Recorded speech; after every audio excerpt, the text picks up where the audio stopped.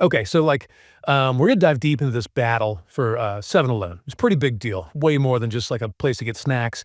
And Alimentation Couche-Tard, the company that owns Circle K, wants to buy 7-Eleven. Well, not like 7-Eleven exactly, but 7 and I Holdings, which is like 7-Eleven's Japanese parent company. And get this, they're offering $47 billion. It's like a crazy amount of money. I mean, that would make it the biggest foreign takeover of a Japanese company ever. So this is about a lot more than just slushies and hot dogs. It's about corporate power, global strategy, and maybe even national pride. And Seven and I Holdings, they're not just gonna roll over. They're shaking things up big time, starting with their leadership. So they're bringing in this guy, Steven Dacus, as their new CEO. And he's American, which is a big deal because he'll be the first foreign-born CEO to run the company. Dacus is a total pro, though. He speaks Japanese fluently, and he used to be the CEO of Walmart Japan, so he's not a stranger to the Japanese market or anything. He's taking over in May, and it'll be interesting to see what he does.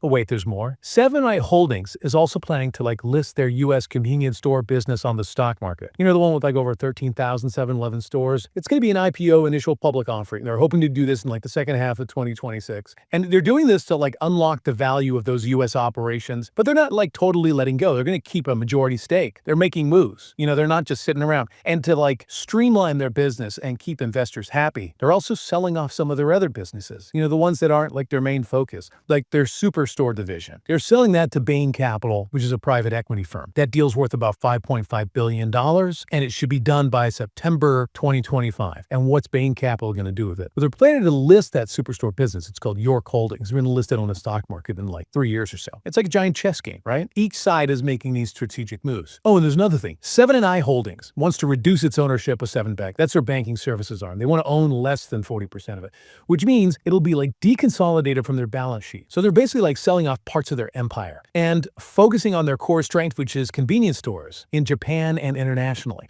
It's they're sending a message, we're serious about making money. Now let's talk about money, the financial stuff. They're doing things to make shareholders happy and fight off that takeover bid. They've got this massive share buyback program planned. It's worth $13 billion, and it's going to run to the fiscal year 2030.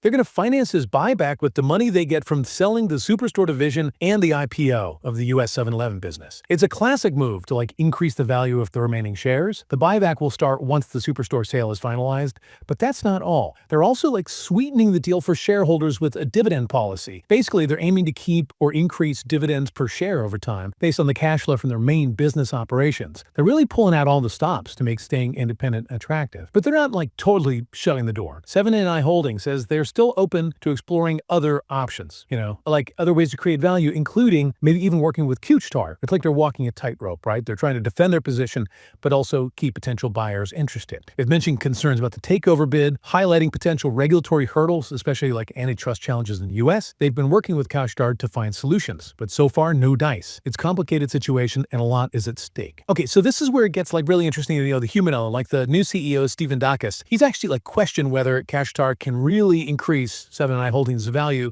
and has also pointed out those regulatory issues, especially in the U.S. So it's not just about numbers and stuff. It's about personalities and power dynamics. There's also this cultural aspect to it. There's a feeling within Seven and I Holdings, especially among some of the top executives in the founding Ito family, that 7-Eleven should stay Japanese. A matter of preserving their culture, which really emphasizes quality and customer experience, over what they see as a Western focus on profits and shareholder returns. It's about more than just business. It's about legacy and values and national identity. And this clash of philosophies, it's not new. A while back, a group led by Junro Ito's, one of the founder's sons, actually tried to take the company private. It was going to be a management buyout. They wanted to keep it Japanese, but they couldn't get the money. But it shows you that there's this internal struggle going on, between keeping things traditional and navigating the realities of global business. And then you got activist investors. They've been pushing for Seven and I Holdings to spin off the 7-Eleven business for a while now. They say it would unlock a lot of value. They've been criticizing Seven and I Holdings for its conglomerate structure. So these investors are putting pressure on the company to prove that it can make money either independently or through an acquisition. They're not just watching from the sidelines. They're trying to influence what happens. And some analysts are saying that even this restructuring plan, as big as it is, might not be enough to stop Couche-Tard. They're pointing out that after they sell off all those other businesses, Seven and I Holdings is basically just left with its convenience stores, which is exactly what Couche-Tard wants, right? It's a reminder that this whole battle is far from over. Couche-Tard might just wait until the restructuring is done done and then come back with another offer, especially if they think they can overcome those regulatory hurdles and offer a price that shareholders like. I mean, think about it. If Couche-Tard takes over 7 & I Holdings, it would be huge for the global convenience store industry. It would create this giant company with stores all over the world, and that would totally change the competition. But right now, nobody knows what's going to happen. 7 & I Holdings is fighting to stay independent. They're using all these strategies like restructuring and financial moves to strengthen their position. And Couche-Tard is super persistent. They know how valuable the 7-Eleven brand is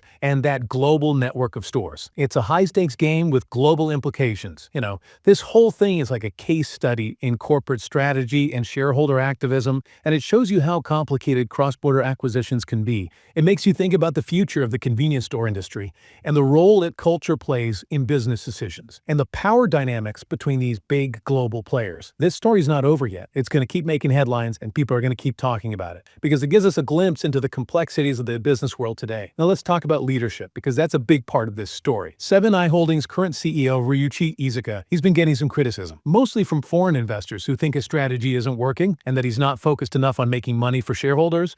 And this criticism shows you how much pressure the company's under to adapt to what global investors want and to show that they're serious about increasing shareholder value. Bringing in Steven Dacus with all his experience in international retail, it's like they're trying to address those concerns. Like they're saying, hey, we get it, we need to be more global in our thinking. But at the same time, their strategy still should be really focused on fresh food, which is like a big thing in Japanese convenience stores, right? They want to use that to grow in overseas markets. Dacus has even talked about bringing that high-quality Japanese 7-Eleven food to the U.S. market. So it's more about differentiation than just copying what their competitors are doing. It's like they're trying to walk this fine line, between keeping what makes them uniquely Japanese and also adapting to what global investors want. Whether that's going to be enough to stop the takeover, who knows? I mean, this whole thing is going to have a big impact on 7-Eleven and the whole convenience store industry. And it'll be interesting to see how it affects cross-border acquisitions in the future. So yeah, it's a pretty fascinating story, and it's definitely not over yet. Thanks for joining us for this deep dive. Make sure to like and subscribe for more deep dives into the stories shaping our world.